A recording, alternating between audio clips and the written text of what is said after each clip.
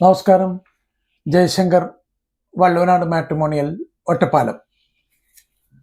ഇന്ന് പറയാൻ പോകുന്ന പെൺകുട്ടി അമൃത, 30 വയസ്സ്, മകീരം നക്ഷത്രം, 164 centimetre height, 78 kg weight. Highest qualification MBA ആണ്. SNGC എന്നാണ് പാസ്സായിരിക്കുന്നത്. BCom ആണ് ഗ്രാജുവേഷൻ.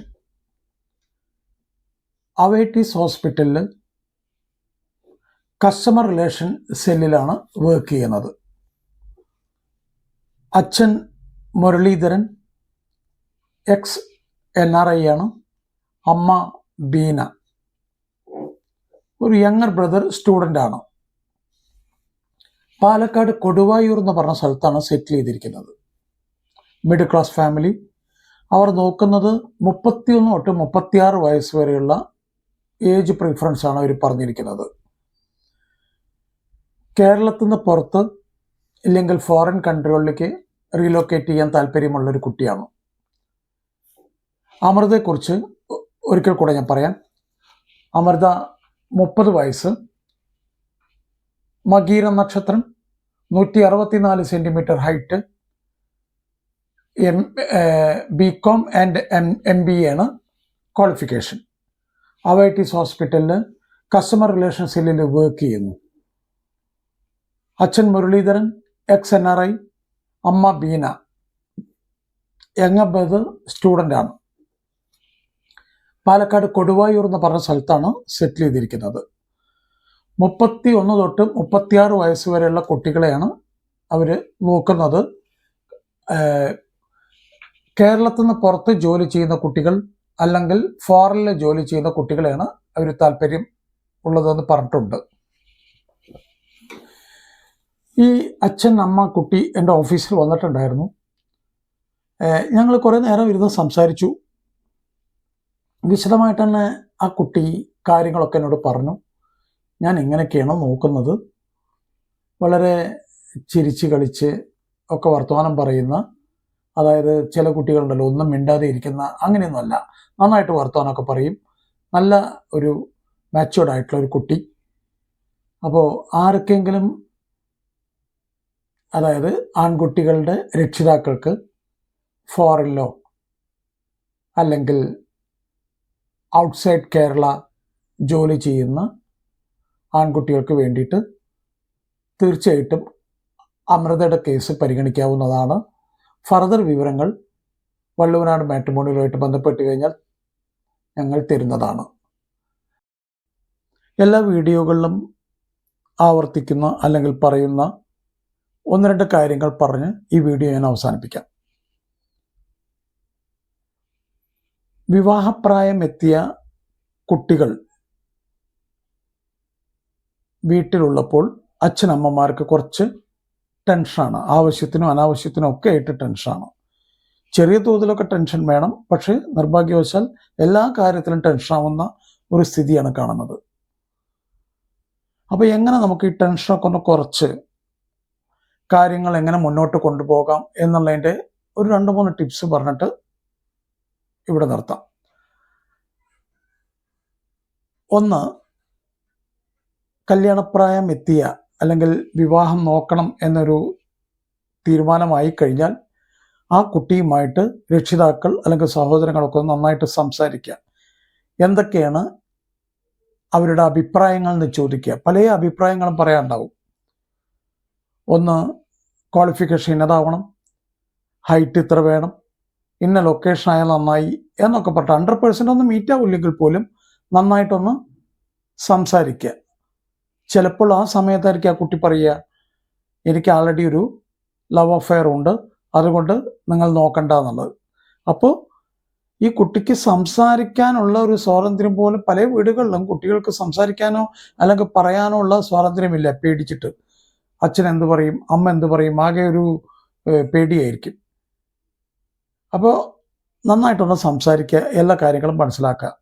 അതിനുശേഷം നിങ്ങളുടെ കുടുംബക്ഷേത്രം അല്ലെങ്കിൽ ധർമ്മദൈവങ്ങളെ ഒന്ന് നന്നായിട്ട് പ്രാർത്ഥിക്കുക. ഉണ്ടാകാം, അല്ലെങ്കിൽ ധർമ്മദൈവങ്ങളായിരിക്കാം, അല്ലെങ്കിൽ കുടുംബക്ഷേത്രമായിരിക്കാം, എന്തോ ആവട്ടെ, നന്നായിട്ടൊന്ന് പ്രാർത്ഥിക്കുക. അതിനുശേഷം ചെയ്യേണ്ടത് നന്നായിട്ട് പ്രൊഫൈൽ എഴുതി ഉണ്ടാക്കുക. ഈ പ്രൊഫൈൽ എഴുതി ഉണ്ടാക്കിയതിന് ശേഷം ഒരു 2-3 വട്ടമെങ്കിലും അത്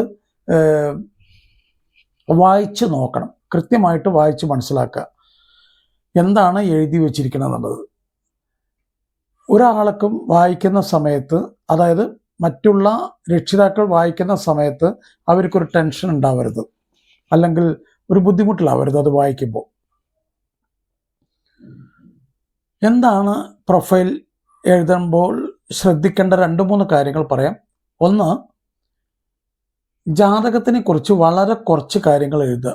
ഹോറോസ്കോപ്പ് എപ്പോൾ വേണമെങ്കിലും നിങ്ങൾക്ക് കുറിപ്പ് അല്ലെങ്കിൽ ഹോറോസ്കോപ്പിൻ്റെ കോപ്പി ആൾക്കാർക്ക് അയച്ചു കൊടുക്കാം. പക്ഷേ പ്രൊഫൈലിൽ കഴിയാവുന്നത്ര കുറച്ച് എഴുതുക. ഒന്ന്. രണ്ടാമത്തെ കാര്യം, എഡ്യൂക്കേഷൻ. ഏത് കോളേജിൽ നിന്ന് പാസ്സായി, ഏത് യൂണിവേഴ്സിറ്റിയിൽ നിന്ന് പാസ്സായി, എന്തായിരുന്നു സബ്ജക്റ്റ്, ഇന്ന് എല്ലാ കാര്യങ്ങളും ഡീറ്റെയിൽ ആയിട്ട് സ്കൂൾ തൊട്ട് കോളേജ് വരെയുള്ളതൊക്കെ കൊടുക്കുക. എഡ്യൂക്കേഷൻ അപ്പം മസ്റ്റായിട്ട് കാട്ടണം എല്ലാ കാര്യങ്ങളും. അതിനുശേഷം ജോലി, എവിടെയാണോ ജോലി ചെയ്യുന്നത്, എന്താണ് ഡെസിഗ്നേഷൻ, എത്ര രൂപ സാലറി ഉണ്ട്, എല്ലാം കൃത്യമായിട്ട് കാട്ടാൻ ശ്രമിക്കുക. സാലറി ഒക്കെ കാട്ടുന്ന സമയത്ത് നല്ലൊരു ശതമാനം ആളുകളും ടേക്ക് ഹോം സാലറി അല്ലെങ്കിൽ കയ്യിൽ കിട്ടുന്ന സാലറിയാണ് കാട്ടുന്നത്. യഥാർത്ഥത്തിൽ കയ്യിൽ കിട്ടുന്ന സാലറി അല്ല നമ്മളുടെ യഥാർത്ഥ സാലറി.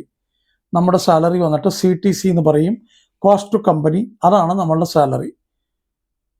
അത് എത്രയെന്ന് മനസ്സിലാക്കിയിട്ട് അത് ഫുള്ളായിട്ട് എഴുതുക. അതായത് PF ഉണ്ടാവാം, ഗ്രാറ്റുവിറ്റി ഉണ്ടാവാം ഇന്ത്യയിലാവുമ്പോൾ, അല്ലെങ്കിൽ പുറമേയുള്ള കുട്ടികളാണെങ്കിൽ ഫ്ലൈറ്റ് ടിക്കറ്റ് കാര്യങ്ങൾ, അങ്ങനെ കുറേ അവർക്കുണ്ടാവും. പല സാധനങ്ങളും കമ്പനി കൊടുക്കുന്നുണ്ടാവും. ഇതിൻ്റെ എല്ലാം അതിനെ ഒരു പൈസ രൂപത്തിലോട്ട് കൺവേർഷൻ ചെയ്തിട്ടുള്ള എമൗണ്ട് ആയിരിക്കണം സാലറി ആയിട്ട് കാട്ടേണ്ടത്. അടുത്തത്, സാലറി കാര്യങ്ങളെല്ലാം കാട്ടിക്കഴിഞ്ഞ് നമ്മൾ പ്രൊഫൈൽ ഏകദേശമൊക്കെ വേണ്ട കാര്യങ്ങൾ, ഹൈറ്റ്, വെയിറ്റ്, ഈ വക കാര്യങ്ങളൊക്കെ, അച്ഛൻ എന്തായിരുന്നു, അമ്മ എന്തായിരുന്നു, ഈ വക കാര്യങ്ങളൊക്കെ എഴുതി കഴിഞ്ഞാൽ തീർച്ചയായിട്ടും നല്ലൊരു മാട്രിമോണിയൽ സൈറ്റിൽ പോയിട്ട് രജിസ്റ്റർ ചെയ്യണം. എന്താണ് ഈ നല്ല മാട്രിമോണിയൽ സൈറ്റ് എന്ന് പറഞ്ഞു കഴിഞ്ഞാൽ, ഒരു 1-2 പേരെങ്കിലും ഒരു നല്ല അഭിപ്രായം പറയുന്ന ഒരു സൈറ്റായിരിക്കണം. അത് നന്നായിട്ട് ചോദിക്കുക അവരോട്, എന്തൊക്കെയാണ് നിങ്ങളുടെ ടേംസ് ആൻഡ് കണ്ടീഷൻ. ചിലർക്ക് വിവാഹം ശരിയായി കഴിഞ്ഞാൽ ഇത്ര പൈസ കൊടുക്കണമെന്ന് പറയും. ചിലർക്ക് അതിൽ മുന്നേ രജിസ്ട്രേഷൻ ടൈമിൽ എത്ര വലിയ പൈസകൾ പറയും. അപ്പോൾ ഇതൊക്കെ അന്വേഷിച്ചിട്ട് വേണം കൊടുക്കാൻ. ഒരു കാരണവശാലും ഇതുമ്പോഴൊന്നും ഒരു വഴക്കോ ഒന്നും ഉണ്ടാവരുത്. നല്ല രീതിയിൽ തന്നെ അതൊക്കെ മുന്നോട്ട് കൊണ്ടുപോകാൻ ശ്രമിക്കണം. രജിസ്റ്റർ ചെയ്തതിന് ശേഷം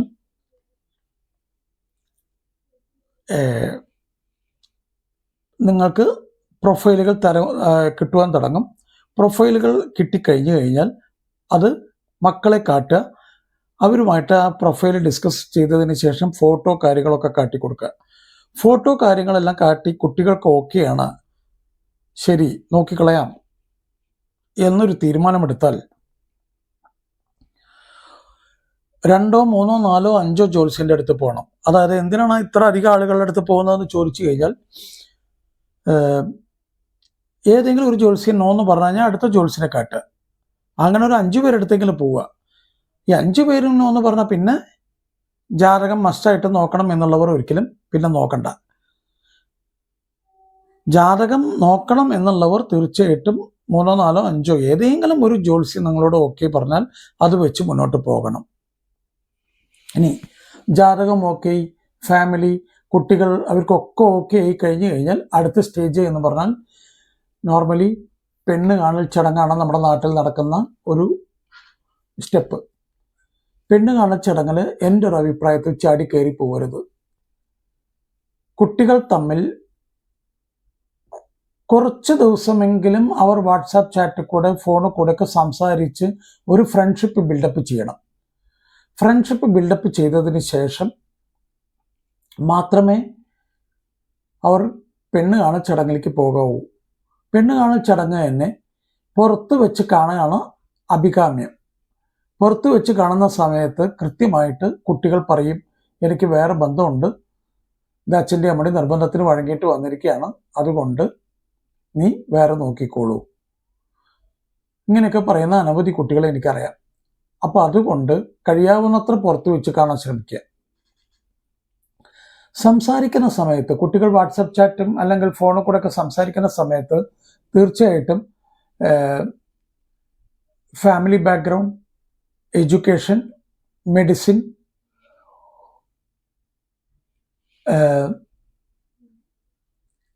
അമിതമായ ലോണുകൾ വല്ലതും ഉണ്ടോ എന്നുള്ളത്, ബാങ്കിങ് ലോൺസ്, EMI എത്രയുണ്ട് എന്നൊക്കെ ഒന്ന് മനസ്സിലാക്കണം. തീർച്ചയായിട്ടും ഇതെല്ലാം കുട്ടികൾ തമ്മിൽ സംസാരിക്കണം. ആദ്യം സംസാരിക്കേണ്ടത് വല്ല ലവ് അഫെയറും ഉണ്ടോ എന്ന് കൃത്യമായിട്ട് അങ്ങ് ചോദിക്കണം. അതുണ്ടെങ്കിൽ അത് അവിടെ വെച്ചിട്ട് ഇത് സ്റ്റോപ്പ് ചെയ്യുക.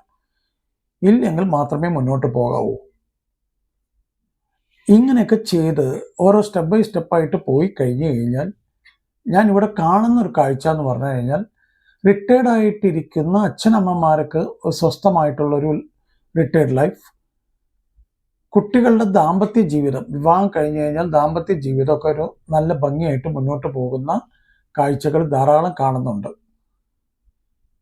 അപ്പോൾ ഇതെല്ലാം ഒന്ന് ഫോളോ ചെയ്യാൻ ശ്രമിക്കുക കഴിയാവുന്നത്ര.